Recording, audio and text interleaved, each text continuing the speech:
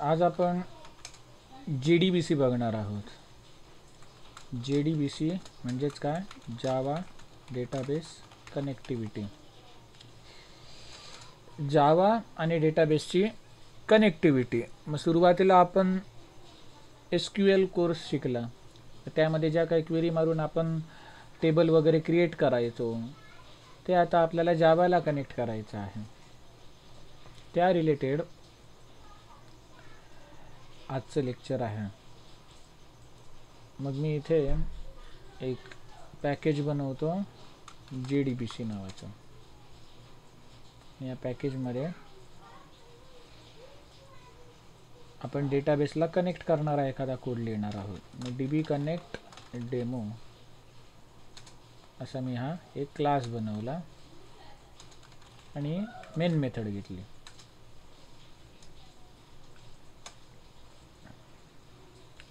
आता याला कनेक्ट करण्यासाठी, डेटाबेसला कनेक्ट करण्यासाठी एक क्लास कीवर्ड आहे. आपण जो रेग्युलर क्लास लिहितो त्याच्यात इथे स्मॉलवाला सी असतो, इथे काय आहे? कॅपिटलवाला सी आहे. java.lang मध्ये आहे class dot for name. Class dot for name. इथे एक एरर येण्याची संभाव्यता आहे. आपण तो काय करूया? थ्रो करूया. हे आपण ट्राय कॅच ब्लॉकने सुद्धा हँडल करू शकतो. एक्सेप्शन हँडलिंगमध्ये आपण बघितलं. मग इथे एक आपल्याला एक स्ट्रिंग पास करावी लागते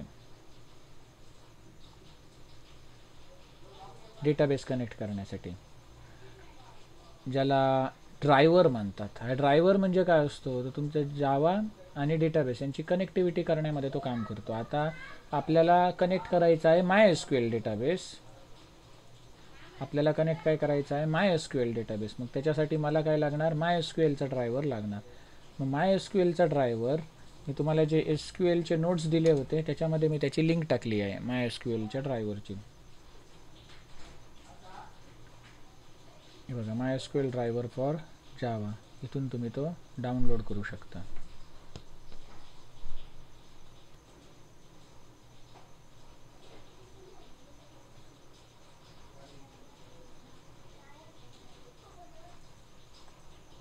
ओके, डाउनलोड झालेला आहे. फ्री डाउनलोड मॅनेजरने डाउनलोड केला.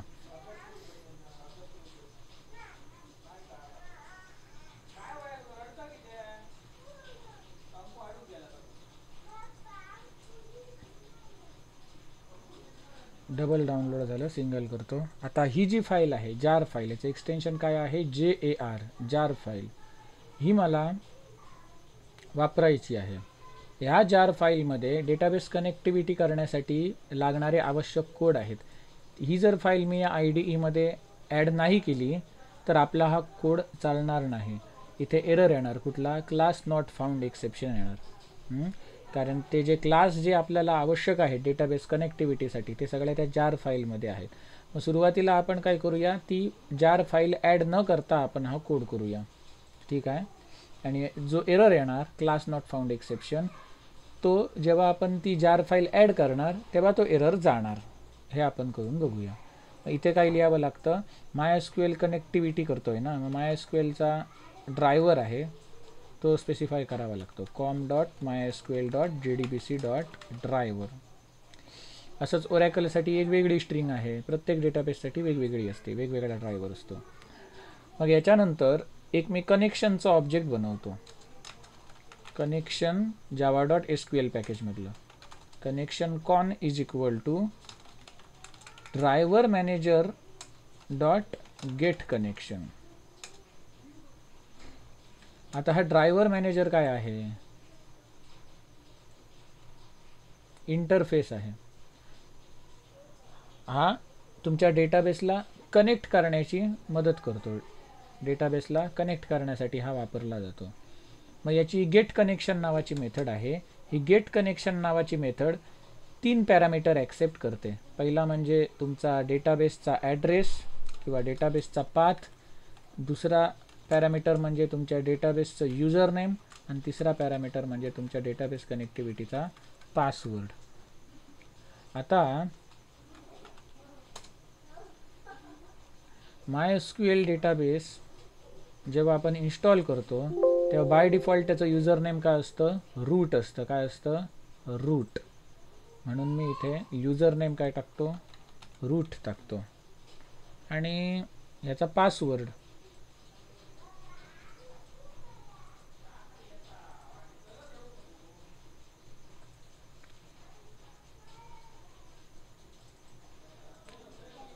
आणि डेटाबेस कनेक्ट करण्यासाठीचा पासवर्ड काय आहे, तर मी जेव्हा माझ्याकडे MySQL इन्स्टॉल केलं तेव्हा त्याचा पासवर्ड मी मॅनेजर लिहिलेला. हे काय झालं युजर नेम, हा काय झाला पासवर्ड. आता इथे एरर काय दाखवतोय, तर कुठला तरी एरर येण्याची शक्यता आहे, SQL एक्सेप्शन येण्याची शक्यता आहे.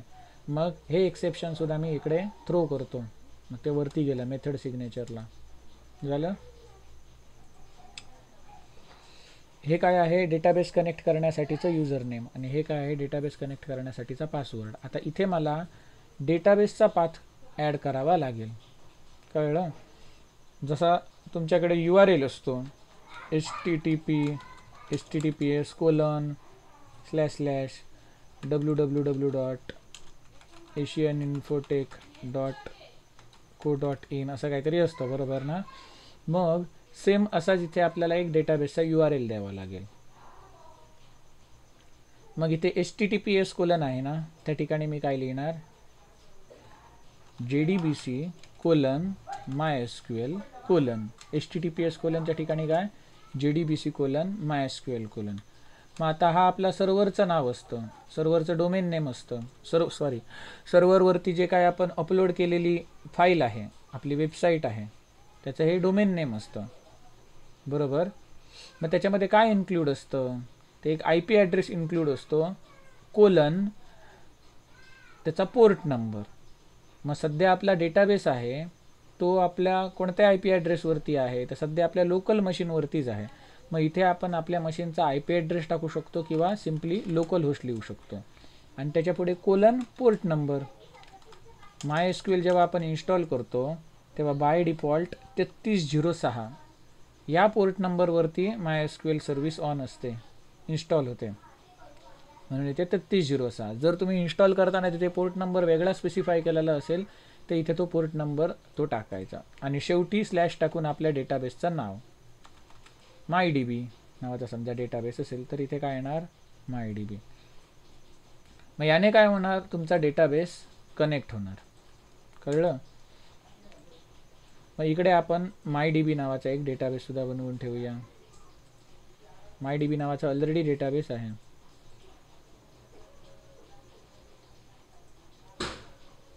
हा डेटाबेस मी ड्रॉप करतो आणि पुन्हा डेटाबेस बनवतो. Create database MyDB. म्हणजे काय, आतमधली सगळी जी काय मग अशी टेबल होती ती ड्रॉप केल्यावरती गेली आणि आता इथे नवीन डेटाबेस बनला. आणि या डेटाबेसमध्ये काहीच नाही, टेबल व्ह्यूज वगैरे काहीच नाही आहे. आता मला काय करायचं आहे, त्या डेटाबेसमध्ये एक टेबल क्रिएट करायचं आहे. मग टेबल क्रिएट करण्यासाठी आपण काय क्वेरी लिहितो, इकडे वर्कबेंचमध्ये आपण लिहायचो ना, काय लिहायचो, क्रिएट टेबल EMP, एम्प्लॉई नावाचा समजा टेबल असेल, ID इंट प्रायमरी की, नेम टेक्स्ट किंवा वॅरकॅर जे काय तुम्हाला पाहिजे ते द्या, आणि सॅलरी डबल. अशा प्रकारे आपण हे क्रिएट टेबलची कमांड लिहिली. आता मी इथे एक्झिक्यूट करत नाही, ही कुठे करतो, जावामधून टेबल क्रिएट झालं पाहिजे इथून. म्हणून इथे आता मी क्वेरी कशी लिहिणार, कुठे लिहिणार, तर हे कनेक्शनचं जे काय आपण ऑब्जेक्ट बनवलेलं आहे त्याची एक क्रिएट स्टेटमेंट नावाची मेथड आहे. काय आहे, क्रिएट स्टेटमेंट, जे काय रिटर्न करते, स्टेटमेंट.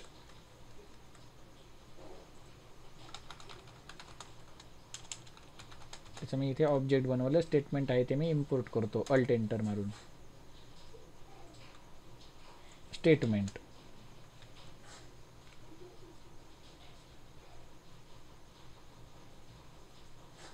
स्टेटमेंट हा काय आहे, इंटरफेस आहे.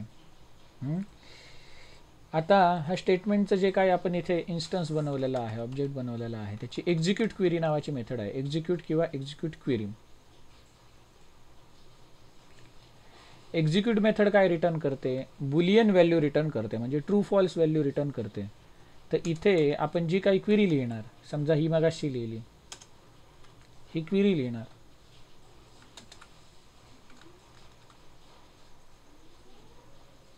ती क्वेरी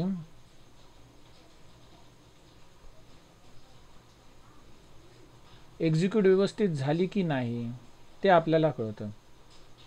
जर आपण ह्याच्यात DDL स्टेटमेंट लिहिलेलं असेल किंवा समजा DQL स्टेटमेंट लिहिलेलं असेल, म्हणजे डेटा क्वेरी लँग्वेज, म्हणजे सिलेक्ट स्टेटमेंट, तर आपल्याला तो काय करतो, रिझल्ट रिटर्न करतो ना. जो रिझल्ट रिटर्न करतो तो रिझल्ट सेट इंटरफेसमध्ये स्टोअर आपण करू शकतो, रिझल्ट सेट नावाच्या इंटरफेसमध्ये, जे आपण बघणार पुढे.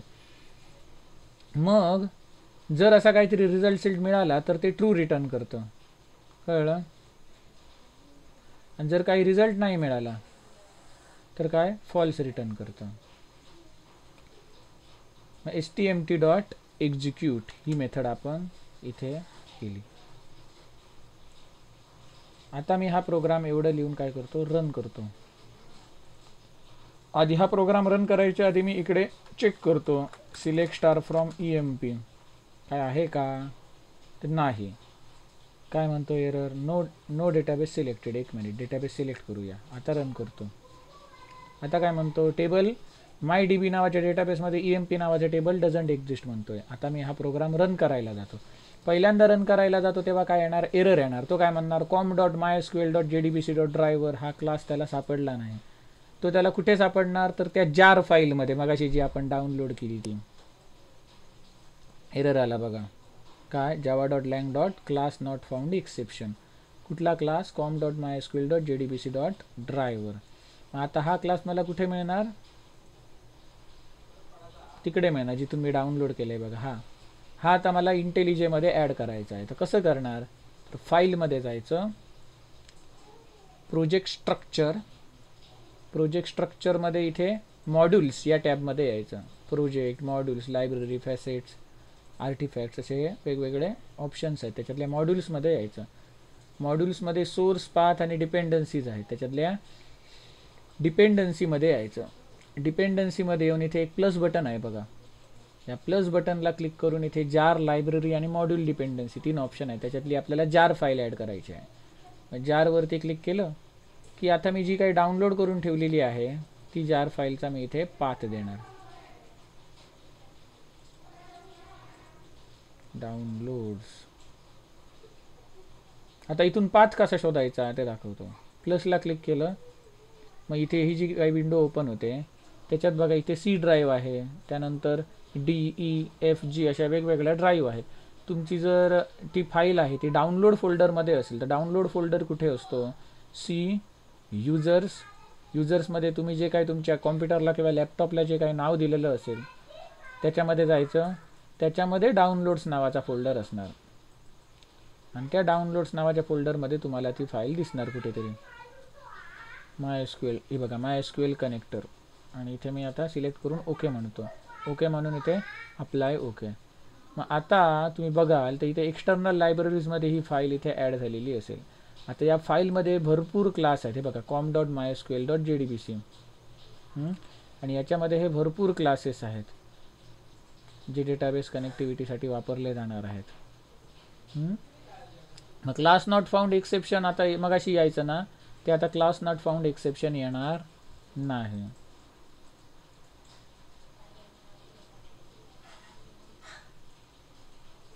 बघा आता काही एक्सेप्शन आलं नाही, प्रोसेस फिनिश्ड.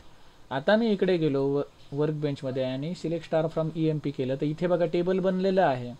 हे टेबल कसं बनलं, ID, नेम, सॅलरी, हे कसं काय बनलं, तर इथे आपण जी काही क्वेरी लिहिली होती जावाच्या कोडमध्ये ती MySQLला गेली आणि एक्झिक्यूट झाली. म्हणजे आपण काय केलं, जावा आणि डेटाबेसची कनेक्टिव्हिटी केली. कळलं. आता मला काय करायचं, या टेबलमध्ये काहीतरी रेकॉर्ड्स इन्सर्ट करायचे आहेत. मग मी काय करणार, stmt.execute. आता एक्झिक्यूट ही मेथड आपण बघितली. ही काय करते, इथे जी काय तुम्ही SQLची स्ट्रिंग देणार, ही जी क्वेरी देणार ती एक्झिक्यूट करणार आणि रिटर्न काय करणार, बुलियन व्हॅल्यू, ट्रू किंवा फॉल्स. जर काहीतरी रिझल्ट रिटर्न केला, सिलेक्ट वगैरे क्वेरी असेल, DQL स्टेटमेंट असेल तर ट्रू रिटर्न करणार. आणि जर काहीच अफेक्ट झालं नाही तर फॉल्स रिटर्न करणार. ही एक्झिक्यूट बघितली मेथड. आता आपण बघूया एक्झिक्यूट अपडेट. एक्झिक्यूट अपडेट ही मेथड काय करते, इथे एक क्वेरी ॲक्सेप्ट करते जी DML स्टेटमेंटची असणार. DML स्टेटमेंटची म्हणजे डेटा मॅनिप्युलेशन लँग्वेज, ज्याच्यामध्ये इन्सर्ट, अपडेट, डिलीट या हे 3 ऑप्शन्स असणार. ह्या 3 क्वेरीज आपण मारू शकतो. इन्सर्ट, अपडेट, डिलीट ही 3 ऑपरेशन आपण करू शकतो. मग इथे मी काय करतो, इन्सर्ट ऑपरेशन लिहितो. Insert into EMP values ID 1 single कोटमध्ये इथे देतो नेहा नाव, इथे सॅलरी टाकलो.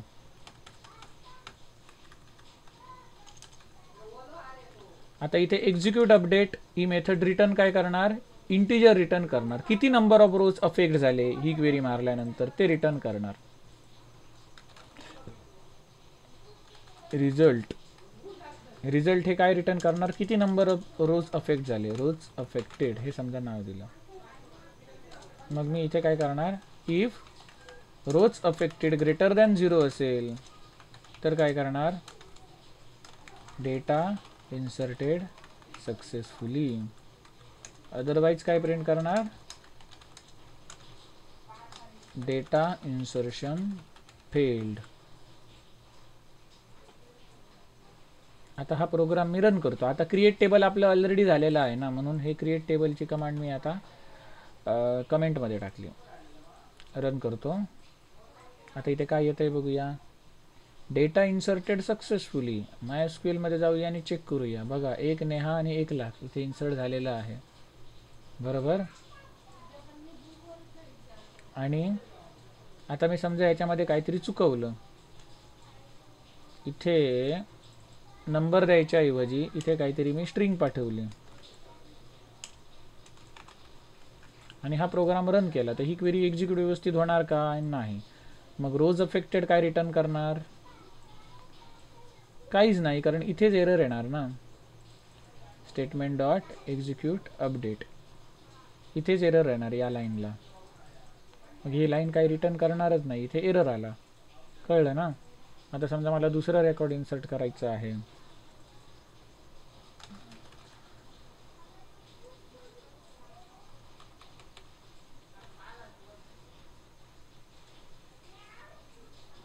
आणि हा प्रोग्राम आता रन करतो. डेटा इन्सर्टेड सक्सेसफुली आणि इथे रन करतो. मग इथे दुसरा रेकॉर्ड सुद्धा इन्सर्ट झालेला आहे.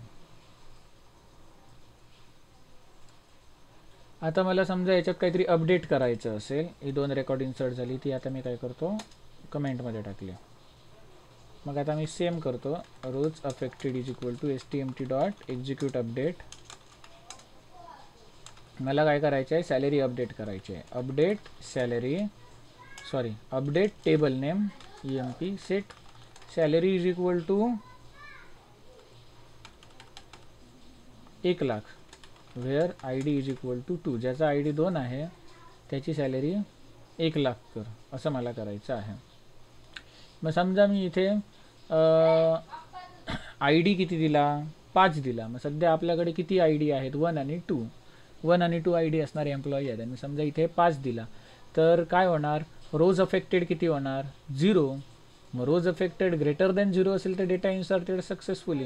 आता इथे डेटा अपडेटेड सक्सेसफुली प्रिंट होणार, नाहीतर डेटा अपडेटेड फेल होणार.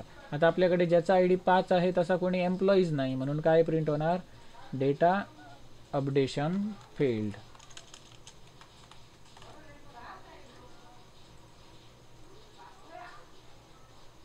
Data updation failed.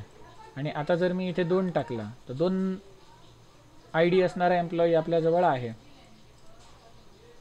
मग इथे आता मी काय करतो, रन केल्यानंतर डेटा अपडेटेड सक्सेसफुली आलं, बरोबर. आणि इकडे जाऊन जर मी चेक केलं तर बघा सबीनाची सॅलरी सुद्धा 1 लाख झाली. म्हणजे रोज अफेक्टेड ह्या इंटिजर, ही जी इंटिजर आहे ही काय रिप्रेझेंट करते, तर ही क्वेरी मारल्यानंतर किती रोज अफेक्ट झाले ते रिटर्न करते. कळलं. ही क्वेरी मारल्यानंतर किती रोज अफेक्ट झाले. समजा where I D is equal to 2च्या ऐवजी मी काय लिहिलं इथे name is equal to Neha लिहिलं आणि नेहा नावाचे समजा 5 रेकॉर्ड असतील डेटाबेसमध्ये, तर रोज अफेक्टेड किती होणार 5 होणार. कळलं. रोज अफेक्टेडची व्हॅल्यू ग्रेटर दॅन 0 असेल तर डेटा अपडेटेड सक्सेसफुली प्रिंट होणार, अदरवाईज डेटा अपडेशन फेल्ड होणार. एवढं समजलं सगळ्यांना. एवढं समजलं का. नाही समजलं. याच्यातलं काय नाही समजलं. नाही सर. रोज अफेक्टेड त्याला समजणार कसं की म्हणजे 1 व्हॅल्यू येते 2 व्हॅल्यू येते. प्रिंट करून बघायची इथे याची व्हॅल्यू किती रोज अफेक्ट झाले ते. इथे बघ 1. कळलं ना. किंवा तुम्ही इथे कॉन्कॅटनेशन करू शकता.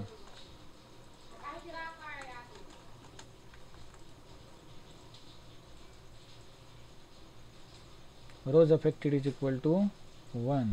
आता मी काय करतो update EMP set salary is equal to 2 lakh where ID less than 5 असं करतो. म्हणजे या कंडिशनमध्ये आपली दोन्ही सॅटिस्फाय होणार. दोन्ही म्हणजे कोण, हे रेकॉर्ड आणि हे रेकॉर्ड सुद्धा.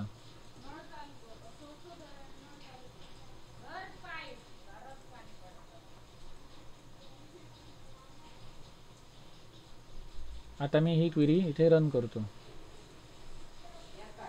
आता रोज अफेक्टेड किती होणार 2. दोघांची सॅलरी चेंज होणार इकडे. कळलं. कळलं काय रे आदित्य आता. हो हो. इथे आपण जी काही क्वेरी मारतो त्या क्वेरीनुसार किती नंबर ऑफ रोज अफेक्ट झाले, या क्वेरीनुसार किती नंबर ऑफ रोज अफेक्ट झाले ते रिटर्न करणार. काय एक्झिक्यूट अपडेट रोज अफेक्टेड मध्ये.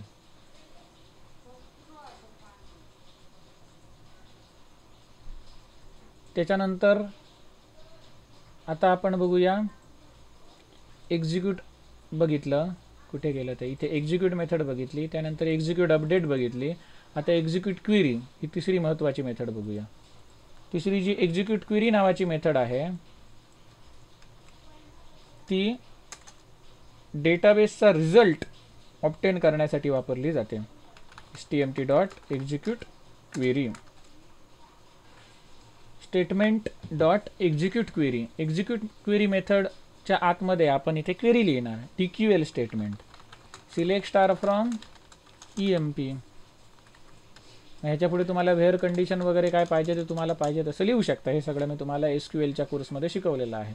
मग ही मेथड काय रिटर्न करते ते result set interface instance return करते. RS. R म्हणजे रिझल्ट, S म्हणजे सेट, याचा ऑब्जेक्ट आहे. आता या RS मध्ये या क्वेरीचा रिझल्ट येऊन राहणार. म्हणजे सिलेक्ट स्टार फ्रॉम EMPचा हा जो रिझल्ट आहे तो या RS मध्ये येऊन राहणार. कळलं. आता तू RS मधला रिझल्ट इथे कन्सोलला कसा प्रिंट करायचा ते सांगतो. व्हाईल लूप वापरायचा आणि RSची डॉट नेक्स्ट नावाची मेथड आहे. ही नेक्स्ट नावाची मेथड काय करते, बुलियन व्हॅल्यू रिटर्न करते, ट्रू किंवा फॉल्स. म्हणजे का,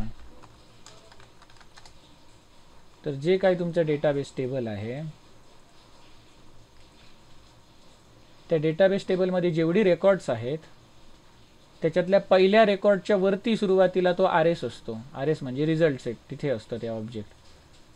मग RS डॉट नेक्स्ट म्हणजे याच्या पुढे एखादा रो आहे का, असेल तर ट्रू रिटर्न करणार, नाहीतर फॉल्स रिटर्न करणार. परत आपण RS dot next method call केली तर याच्या पुढे आणखी रो आहे का, असेल तर ट्रू नाहीतर फॉल्स. त्यानंतर याच्या पुढे आणखी एखादा रो आहे का, याच्या पुढे आणखी एखादा रो आहे का, याच्या पुढे आणखी एखादा रो आहे का, असेल तर ट्रू नाहीतर फॉल्स. याच्या पुढे रो आहे का, असेल तर ट्रू नाहीतर फॉल्स. याच्या पुढे एखादा रो आहे का, तर नाही. जर पुढे रो नसेल इथे तर काय होणार, फॉल्स रिटर्न करणार. आणि जर पुढे रो असेल तर ट्रू रिटर्न करणार. कळलं ना? म्हणजेच काय, जोपर्यंत टेबलचे सगळे रेकॉर्ड सगळे रो संपत नाही तोपर्यंत इथून इथपर्यंत ट्रू रिटर्न करत जाणार. नेक्स्ट मेथड ट्रू रिटर्न करणार जोपर्यंत तुमच्या टेबलमध्ये रेकॉर्ड्स आहेत तोपर्यंत. मग rs डॉट नेक्स्ट जर ट्रू असेल तर काय कर, तर system dot out dot println rs dot get. आता गेटच्या ठिकाणी ह्या वेगवेगळ्या मेथड्स आहेत. मला काय करायचं आहे, आय डी नेम आणि सॅलरी मधला पहिला आय डी पाहिजे. आय डीचा डेटा टाईप काय आहे, इंट आहे, म्हणून काय करतो गेट इंट आणि इथे 1 टाकतो, म्हणजे पहिला कॉलम प्रिंट कर. त्याच्यानंतर सेम टू सेम मेथड इथे खाली कॉपी पेस्ट केली. दुसरा पॅरामीटर आणि तिसरा पॅरामीटर. दुसरा कॉलम काय आहे, नेमचा डेटा टाईप काय आहे, स्ट्रिंग, म्हणून गेट स्ट्रिंग. आणि तिसरा काय आहे, सॅलरीचा डेटा टाईप आपण काय दिला, डबल. कळलं? आता मी जर हा प्रोग्राम रन केला तिथे आउटपुट बघा काय येणार, 1 नेहा 2 लाख, 2 सबीना 2 लाख. कळलं? मग इथे मी काय करतो, ह्याला काहीतरी कॉन्कॅट करतो, आय डी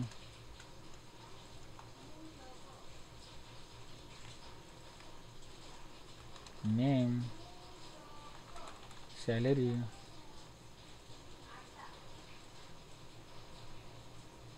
कळलं? I D 1 name Neha salary 2 lakh, I D 2 name Sabina salary 2 lakh. हे सगळे जर तुम्हाला एका लाईनमध्ये पाहिजे असतील तर तुम्ही काय करू शकता,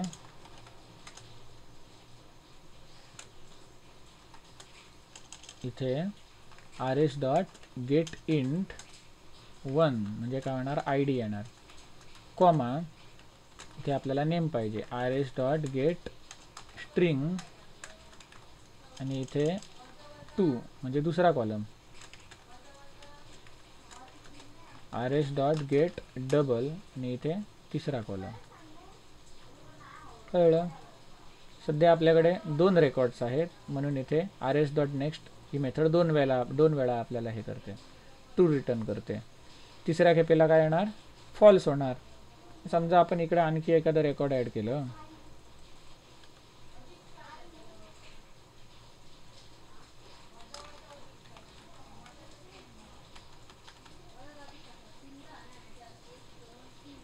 समजा आपण इथे 3 रेकॉर्ड्स ॲड केली,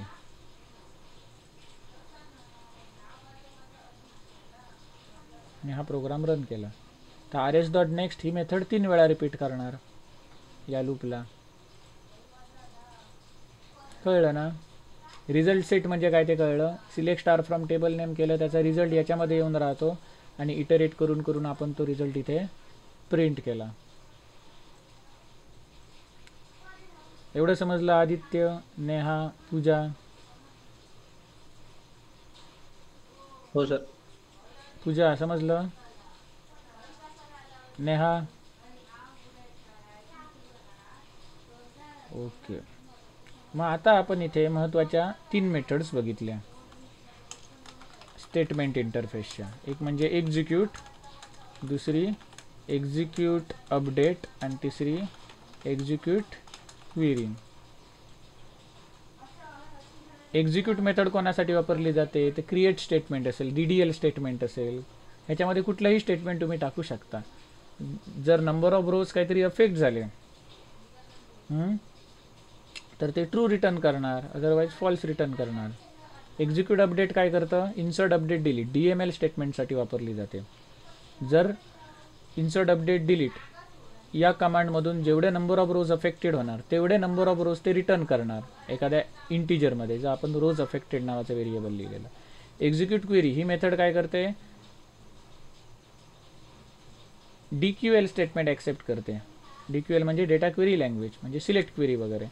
आणि ते सिलेक्ट क्वेरीचा जो काही रिझल्ट आहे तो एका रिझल्ट सेटमध्ये रिटर्न करून आपल्याला मिळतो इथे रिझल्ट सेटमध्ये. मग हा काय झाला, स्टेटमेंट इंटरफेस. काय झाला हा, स्टेटमेंट इंटरफेस, STMT. असाच आणखी एक इंटरफेस आहे, प्रिपेअर्ड स्टेटमेंट. मग प्रिपेअर्ड स्टेटमेंटचा फायदा काय तो तुम्हाला सांगतो. त्याच्यासाठी मी इथे एक दुसरा क्लास बनवतो, यालाच कॉपी पेस्ट करतो, DB कनेक्ट डेमो 2 असं नाव देतो याला. आणि हे जे काही सगळं आहे ते काढून टाकतो.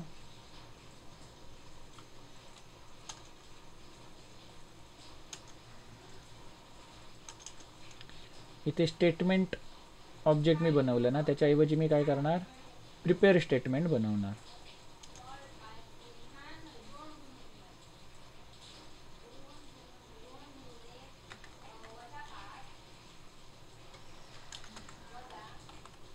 प्रिपेअर स्टेटमेंट हे काय रिटर्न करतं, प्रिपेअर स्टेटमेंट तर प्रिपेअर्ड स्टेटमेंट या इंटरफेसचा ऑब्जेक्ट रिटर्न करतं.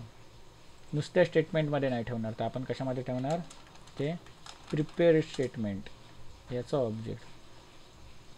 आणि ही जी काही क्वेरी आहे तुम्ही इन्सर्टमध्ये टाकायचो ना, सॉरी ह्याच्यामध्ये टाकायचो ना, स्टेटमेंट डॉट एक्झिक्यूट अपडेटमध्ये, ती मी याच्यामध्ये टाकणार.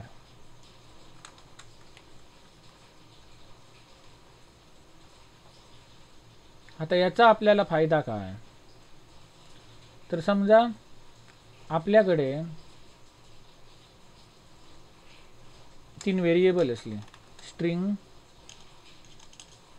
Int id is equal to 5, string name is equal to Rohan, double salary is equal to एवढी एवढी. आणि ह्या व्हेरिएबलची व्हॅल्यू जर मला याच्यामध्ये सेव्ह करायची असेल, व्हेरिएबलची व्हॅल्यू जर मला इथे द्यायची असेल, तर मला पूर्वी काय करावं लागायचं, इथे हे कमेंटमध्ये टाकतो आणि दाखवतो. पूर्वी मला काय करावं लागायचं, stmt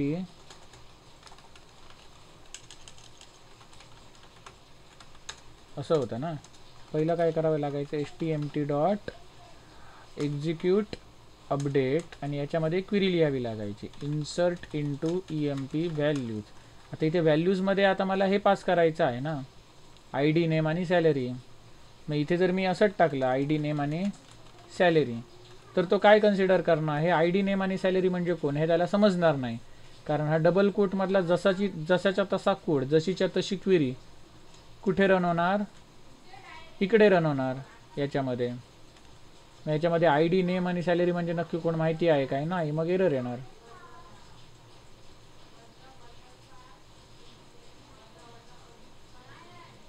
तमा काय झालं बघूया. इथे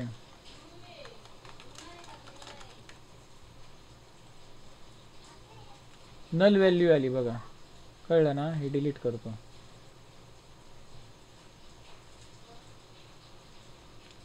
मला इथे काय करायचं आहे, तिथे नल व्हॅल्यू स्टोअर करायच्या नाही आहेत, मला या व्हेरिएबलमधल्या व्हॅल्यू स्टोअर करायच्या आहेत. मग समजा तुमच्या GUI मधून व्हॅल्यू ज्या आलेल्या आहेत तुमच्या त्या या व्हेरिएबल्समध्ये येऊन साठलेल्या आहेत, असं तुम्ही समजा, स्टोअर झालेले आहेत.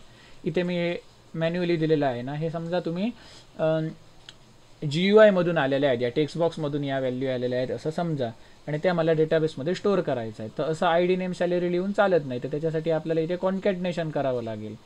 म्हणजे ही स्ट्रिंग इथे सुरू झाली ती इथे संपली आहे ना, तर मला काय करावं लागेल, इथे ही स्ट्रिंग संपवावी लागेल इथे.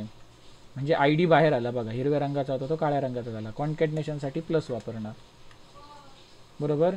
आता मला इथून हा जो पुढचा पार्ट आहे एवढा, तो पुन्हा मला स्ट्रिंगमध्ये टाकायचा आहे, ग्रीन करायचा आहे, म्हणून तो मी डबल कोटमध्ये टाकला आणि इथे प्लस करून जोडलं. म्हणजे आय डीच्या लेफ्ट साईडला हा प्लस ऑपरेटर, आय डीच्या राईट साईडला हा प्लस ऑपरेटर. लेफ्ट साईडचा ऑपरेटर एवढी स्ट्रिंग जोडतो, राईट साईडचा ऑपरेटर इथून एवढी स्ट्रिंग जोडतो. हे आय डी झालं. असंच सेम मी आता काय करणार, नेमसाठी करणार. असंच सेम मी काय करणार, नेमसाठी करणार. नेमच्या अगोदर इथे स्ट्रिंग तोडली, प्लस लावलं, इथे प्लस करून इथे स्ट्रिंग पुन्हा जोडली. सिमिलरली मी सॅलरीसाठी करणार.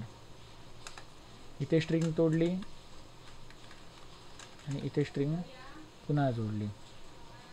हे दिसताना हे कॉम्प्लेक्स दिसतं ना, मग याच्यावरती सोल्युशन म्हणून प्रिपेअर स्टेटमेंट आलं आहे. हे जे काम होतं ना किचकट, ते त्याने सोपं केलं आहे. आधी आपण हे किचकटवालं करून बघूया.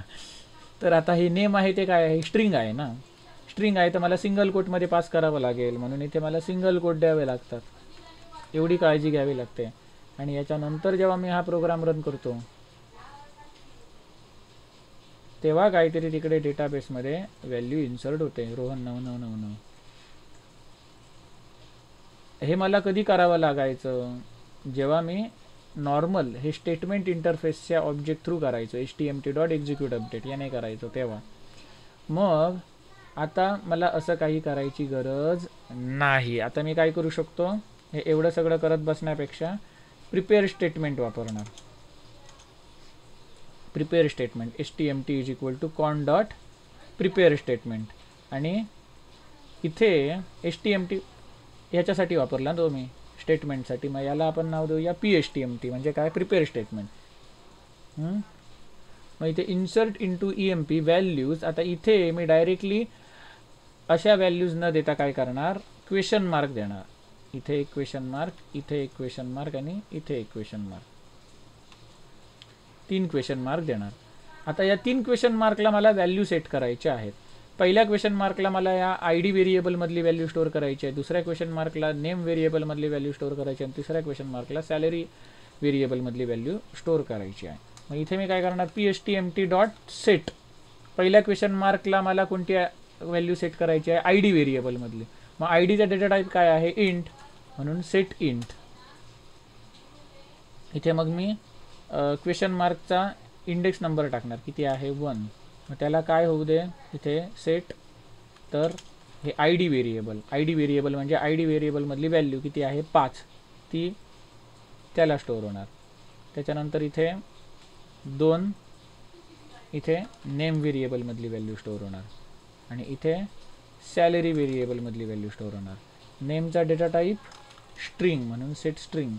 सॅलरीचा डेटा टाईप काय आहे, डबल, म्हणून सेट डबल. हे झाल्याच्या नंतर phtmt.execute. नुसतं एक्झिक्यूट केलं तर काय रिटर्न करणार, ट्रू किंवा फॉल्स रिटर्न करणार. रोज अफेक्ट झाले का, तर ट्रू, नाही झाले तर फॉल्स. जर एक्झिक्यूट अपडेट वापरला तर किती रोज अफेक्ट झाले ते रिटर्न करणार. कळलं.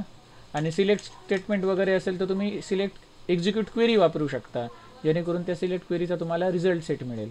मला इथे मी आता DQL नाही तर DML स्टेटमेंट वापरतोय, इन्सर्ट अपडेट डिलीट पैकी इन्सर्ट वापरतोय, म्हणून मी एक्झिक्यूट अपडेट हे घेतोय. एक्झिक्यूट अपडेट काय रिटर्न करते, किती रोज अफेक्ट झाले ते रिटर्न करते.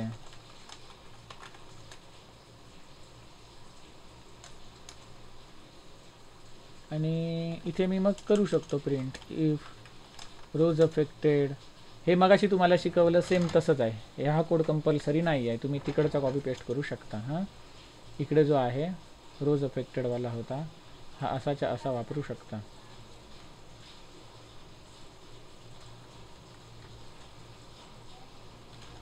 Data inserted successfully, data insertion failed.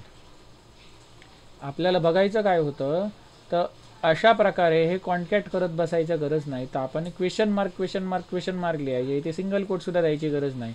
आणि पहिल्या क्वेश्चन मार्कला या ID व्हेरिएबलची व्हॅल्यू पाठव, दुसऱ्या क्वेश्चन मार्कला नेम व्हेरिएबलची व्हॅल्यू पाठव, तिसऱ्या क्वेश्चन मार्कला सॅलरी व्हेरिएबलची व्हॅल्यू पाठव, असं आपण त्याला सांगितलं. काहीतरी इथे एरर आला, हा बघूया. डुप्लिकेट एंट्री 5 म्हणजे काय, ज्याचा ID 5 असं रेकॉर्ड ऑलरेडी आहे. नाही ते 6 टाकूया.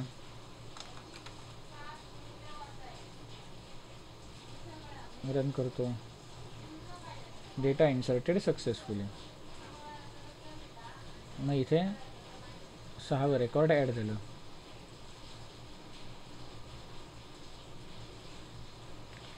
मगाशी आपण नॉर्मल स्टेटमेंट इंटरफेस वापरून ही जी क्वेरी लिहिलेली, आणि आता प्रिपेअर स्टेटमेंट वापरून क्वेरी लिहिली. मग प्रिपेअर स्टेटमेंटचा फायदा काय आहे, याच्यावरती काय बेनिफिट आहे, तर अशा प्रकारे आपल्याला हे कॉन्कॅटनेशन करावं लागत नाही. याच्यात जरा जरी काही चुकलं, प्लस कॉमा किंवा डबल कोड एक जरी पुढे पाठी राहिला तर काय होणार, एरर येणार ना. हे रिस्की काम आहे. म्हणून ह्याच्यापेक्षा सोपं काय आहे, प्रिपेअर स्टेटमेंट. जिथे पॅरामीटर टाकायचे तिथे क्वेश्चन मार्क टाकायचे, क्वेश्चन क्वेश्चन क्वेश्चन. आणि त्याच्यानंतर इथे काय, त्या क्वेश्चन मार्कला इथे पॅरामीटर सेट करायचे. पहिल्या क्वेश्चन मार्कला हा पॅरामीटर, दुसऱ्या क्वेश्चन मार्कला हा पॅरामीटर, तिसऱ्या क्वेश्चन मार्कला हा पॅरामीटर. इथे तुम्ही डायरेक्टली तुम्ही इथे नंबर लिहू शकता IDचा, इथे डबल कोटमध्ये नाव लिहू शकता, इथे सॅलरी असंही लिहू शकता. व्हेरिएबल पास करण्याऐवजी इथे तुम्ही असं सुद्धा लिहू शकता. पहिल्या क्वेश्चन मार्कला 7 ही व्हॅल्यू जाऊ दे, दुसऱ्या क्वेश्चन मार्कला स्नेहा ही व्हॅल्यू जाऊ दे, तिसऱ्या क्वेश्चन मार्कला 9999 ही व्हॅल्यू जाऊ दे. कळलं ना? असं करून जर हा प्रोग्राम तुम्ही रन केला तरी इकडे रेकॉर्ड ॲड होणार. कळलं? पण जर या व्हॅल्यू व्हेरिएबलमध्ये स्टोअर झालेल्या असतील, GUI मधून आल्या, व्हेरिएबलमध्ये आपण त्या स्टोअर केल्या, तर ते अशा प्रकारे कॉन्कॅट करायला नाकी नऊ येणार ना स्टेटमेंट इंटरफेसद्वारे. म्हणून हा प्रिपेअर स्टेटमेंट इंटरफेस वापरला गेलेला आहे, ज्याच्यामध्ये आपण क्वेश्चन मार्क देणार आणि क्वेश्चन मार्कला इथून आपण त्या व्हॅल्यू देणार. कळलं?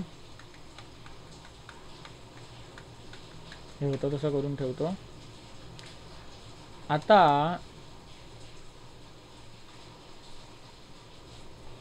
आणखी एक गोष्ट तुम्हाला सांगायची राहिली. इथे आपण गेट इंट करत होतो ना, मग इथे दोन कन्स्ट्रक्टर आहेत, सॉरी 2 मेथड आहेत. एक कॉलमची इंडेक्स घेते, 1 म्हणजे पहिला कॉलम, 2 म्हणजे दुसरा कॉलम, 3 म्हणजे तिसरा कॉलम, आणि दुसरं म्हणजे काय, कॉलम लेबल. कॉलम लेबल म्हणजे काय, कॉलमचा हेडर हा जो वरती असतो तो ID, नेम, सॅलरी, तो सुद्धा इथे आपण स्पेसिफाय करू शकतो. कुठे? इथे ID, इथे नेम आणि इथे सॅलरी.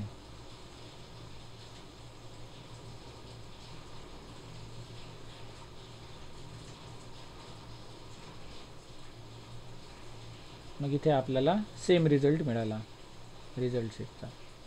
एवढं कळलं सगळ्यांना? हो. पूजा, नेहा?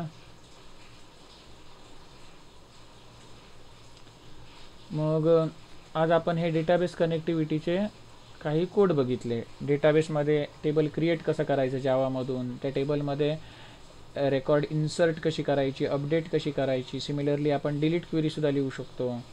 मग त्याच्यात आपण 3 महत्त्वाच्या मेथड बघितल्या. एक्झिक्यूट मेथड ही काय रिटर्न करते, बुलियन व्हॅल्यू रिटर्न करते, ट्रू किंवा फॉल्स. जर रोज अफेक्ट झाले तर true, otherwise false. Execute update काय रिटर्न करते, किती रोज अफेक्ट झाले. एखादा रेकॉर्ड ॲड केलं, अपडेट केलं किंवा डिलीट केलं तर त्यावेळेला नंबर ऑफ रोज किती अफेक्ट झाले ते रिटर्न करतं. आणि एक्झिक्यूट क्वेरी मेथड काय रिटर्न करते, रिझल्ट सेट रिटर्न करते. त्याच्यातली ही एक्झिक्यूट अपडेट कोणासाठी वापरली जाते, DML कमांडसाठी, डेटा मॅनिप्युलेशन लँग्वेज, म्हणजे इन्सर्ट अपडेट डिलीटसाठी. आणि एक्झिक्यूट क्वेरी आहे ती DQL साठी वापरली जाते, म्हणजे त्याच्यामध्ये सिलेक्ट क्वेरी आली. आणि ही जी एक्झिक्यूट आहे ही सगळ्यांसाठी वापरली जाते, ऑल स्टेटमेंट. त्याच्यात DDL सुद्धा आली, क्रिएटसुद्धा आली. कळलं? मग आपण स्टेटमेंट इंटरफेस बघितला, त्याच्यानंतर प्रिपेअर स्टेटमेंट बघितला. प्रिपेअर स्टेटमेंटचे काय फायदे आहेत ते बघितले. क्वेश्चन मार्क देऊन आपण पॅरामीटर सेट करू शकतो. त्याच्यानंतर रिझल्ट सेटसुद्धा आपण बघितला. हे काही महत्त्वाचे इंटरफेस होते जे जास्त करून वापरले जातात JDBC मध्ये. त्याचप्रमाणे एक प्रिपेअर कॉल अशी सुद्धा एक मेथड आहे जी कॉलेबल स्टेटमेंट हा त्याचा इंटरफेस आहे. जर तुम्ही डेटाबेसमध्ये PLSQL शिकला असा तर त्याच्यामध्ये ज्या फंक्शन आणि प्रोसिजर बनवता त्यासुद्धा तुम्ही कॉल करू शकता. त्यालासुद्धा पॅरामीटर सेम असेच जसे प्रिपेअर स्टेटमेंटला सेट केले तसेच तुम्ही ते सेट करू शकता आणि त्याचा रिझल्ट तुम्ही मिळवू शकता. त्याच्यासाठी ते प्रिपेअर कॉल वगैरे असतं, पण सध्या ते जास्त काही वापरलं जात नाही. आता ही JDBC सुद्धा सध्या वापरलं जात नाही. सध्या काय वापरलं जातं, JPA मध्ये इम्प्लिमेंट केलं गेलेलं टूल म्हणजे हायबरनेट. हे वापरलं जातं जावामध्ये जास्तीत जास्त. कुठेही तुम्ही हे बघा, इंटरव्ह्यूसाठी जी की स्किल आवश्यक आहेत जावा डेव्हलपरसाठी, तर त्याच्यामध्ये तुम्हाला हा हायबरनेट ऑप्शन दिसणार म्हणजे दिसणार. कळलं? मग हे जे काही JDBC होतं जावा डेटाबेस कनेक्टिव्हिटी, मग आता जे काय आपण कोड बघितले statement interface, prepare statement, result set किंवा प्रिपेअर कॉल, हे पूर्वी वापरले जायचे. आता काय वापरलं जातं, हायबरनेट.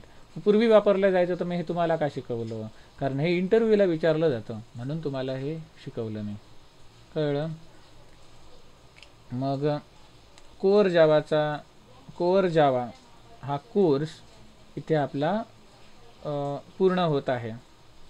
जेवढं काही वेब डेव्हलपमेंटसाठी, वेबसाईट डेव्हलपमेंटसाठी, स्प्रिंग बूटमधून वेबसाईट डेव्हलप करण्यासाठी जेवढं HTMLचं नॉलेज आवश्यक होतं तेवढं मी तुम्हाला सांगितलं दिलं. त्याच्यानंतर जेवढं HTMLमध्ये CSSसुद्धा आपण बघितलं, जावास्क्रिप्टसुद्धा बघितली, त्याच्यामध्ये jQueryसुद्धा बघितली म्हणजे वेब डिझायनिंग. त्याच्यानंतर SQLचं जेवढं नॉलेज आवश्यक होतं तेवढं तुम्हाला दाखवलं आणि आता जावाचं जेवढं नॉलेज आवश्यक होतं तेवढं तुम्हाला दाखवलं. ही सगळी प्लेलिस्ट तुम्हाला कुठे मिळेल, youtube.com वरती गेल्याच्या नंतर माझं जर तुम्ही नाव टाकलात तिथे तर कुठलीही एक व्हिडिओ ओपन करू शकता किंवा या चॅनलमध्ये जावा. या चॅनलमध्ये गेल्यानंतर प्लेलिस्ट या सेक्शनमध्ये जायचं. डायरेक्ट चॅनल जर तुम्हाला नाही गावलं तर कुठलीही माझी व्हिडिओ ओपन करायची आणि इथे खाली चॅनलचं नाव दिसणार त्याच्यावरती क्लिक करायचं. मग इथे येणार. इथे आल्यानंतर प्लेलिस्टमध्ये यायचं. प्लेलिस्टमध्ये आल्यानंतर इथे SQLची प्लेलिस्ट आहे, वेब डिझाईनची प्लेलिस्ट आहे आणि इथे जावाची प्लेलिस्ट आहे. SQLचे आपण टोटल 9 व्हिडिओ बनवले होते. मग याच्यामध्ये काय शिकवलं, स्प्रिंग बूटमधून वेबसाईट डेव्हलप करण्यासाठी जेवढं SQLचं नॉलेज आवश्यक आहे, इंटरव्ह्यूच्या दृष्टीने जेवढे SQLचं नॉलेज आवश्यक आहे तेवढं मी याच्यामधून द्यायचा प्रयत्न केला. टोटल याच्यामध्ये 1-1 तासाचे 9 व्हिडिओज आहेत. त्याच्यानंतर आपण वेब डिझायनिंग कोर्स बघितला. याच्यामध्ये मी तेवढा पार्ट एक्सप्लेन केला जो स्प्रिंग बूटमधून वेबसाईट बनवण्यासाठी आवश्यक आहे आणि इंटरव्ह्यूच्या दृष्टीने महत्त्वाचा आहे. तेवढा पोर्शन मी या सिरीजमध्ये कव्हर केला. त्याच्यात टोटल 8 व्हिडिओज आहेत 1-1 तासाचे. त्याच्यामध्ये HTML शिकवलं, CSS शिकवलं, जावास्क्रिप्ट शिकवलं आणि jQuery शिकवलं. त्याच्यानंतर आपण तिसरी प्लेलिस्ट बनवली जावा प्रोग्रामिंग. जावा प्रोग्रामिंगची ऑलरेडी माझी जुनी प्लेलिस्ट होती इकडे, Java programming explain in Marathi. 28 videos होते. त्याच्यामध्ये काही प्रॅक्टिस प्रोग्राम्स वगैरे आहेत, काही नेटवर्कचे प्रोग्राम वगैरे आहेत, पण ते स्प्रिंग बूटमध्ये तेवढी उपयोगी पडणार नाहीत म्हणून ते मी इकडे घेतलेले नाहीत. वेबसाईट डेव्हलपमेंटमध्ये उपयोगी पडणार नाहीत ते मी इथे घेतलेले नाहीत आपल्या नवीन 2024च्या प्लेलिस्टमध्ये. ते जर तुम्हाला पाहिजे असतील तर तुम्हाला ते या जुन्या प्लेलिस्टमध्ये मिळतील. इथे पायथॉन प्रोग्रामिंग आहे आणि नंतर आपण स्प्रिंग बूटचा जो कोर्स सुरू करणार आहोत त्याचीसुद्धा ऑलरेडी एक प्लेलिस्ट आहे, पण ती JDK 8 जेव्हा चाललेलं, JDK 8 त्यावेळेला ही बनवलेली आहे. आता JDK 22 आलेलं आहे. बऱ्याचशा गोष्टी चेंज झालेल्या आहेत स्प्रिंगमधल्यासुद्धा. मग आपल्याला अप टू डेट राहावं लागतं ना, म्हणून आपण आता 2024ची पुन्हा स्प्रिंग बूटची नवीन सिरीज सुरू करणार आहोत. उद्या परवा किंवा उद्या आपण तो कोर्स लॉन्च करणार आहोत. उद्या काय आहे, रविवार ना, उद्या मी नसणार, परवापासून तो कोर्स आपण लॉन्च करणार आहोत. मग जावा प्रोग्रामिंगमधलं जेवढं काही आवश्यक होतं स्प्रिंग बूटमधून वेबसाईट बनवण्यासाठी, इंटरव्ह्यूसाठी जेवढं काय आवश्यक होतं तेवढं मी या प्लेलिस्टमध्ये कव्हर करायचा प्रयत्न केला. टोटल 16 व्हिडिओज अपलोड केले होते आणि ही जी आता तुम्ही लेक्चर अटेंड करताय ती व्हिडिओ पकडून टोटल 17 व्हिडिओज होणार. मग SQL, वेब डिझाईन आणि जावा प्रोग्रामिंग यामध्ये आपण तेवढा सगळा पोर्शन बघितला, पार्ट बघितला जो आपल्याला वेबसाईट डेव्हलपमेंटसाठी आवश्यक आहे. स्प्रिंग बूटसाठी जे प्रीरिक्विसाइट्स होता कोर्सेस, स्प्रिंग बूटमधून वेबसाईट डेव्हलपमेंट शिकण्यासाठी प्रीरिक्विसाइट जे कोर्सेस होते SQL, वेब डिझाईन आणि जावा प्रोग्रामिंग, ते आपण इथे कव्हर केलेले आहेत. मग याच्यामध्ये कोणाला काही डाऊट असेल तर विचारू शकता किंवा इंटरव्ह्यूला जाताना प्रिपेअर करण्यासाठी हे तुम्ही व्हिडिओज बघू शकता किंवा कोण गरजू असतील तर त्यांना हे व्हिडिओ तुम्ही शेअर करू शकता. ही प्लेलिस्टच त्यांना शेअर करा तरच हे व्हिडिओज तुम्हाला सिक्वेन्शियली मिळणार, नाही तर ते उलटे होणार. मग अशा प्रकारे आज आपण इथे 3 कोर्सेस संपवलेले आहेत. उद्या आपण स्प्रिंग बूटचा कोर्स सुरू करणार आहोत. परवापासून आपण स्प्रिंग बूटचा कोर्स सुरू करणार आहोत 15 जुलैपासून. ठीक आहे. आतापर्यंत जे काही शिकवलं त्याच्यामध्ये कोणाला काही डाऊट आहे का?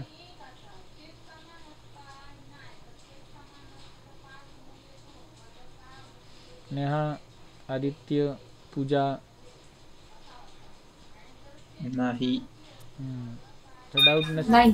हां, डाऊट नसेल तर मीटिंग लीव करू शकता. परवा भेटू.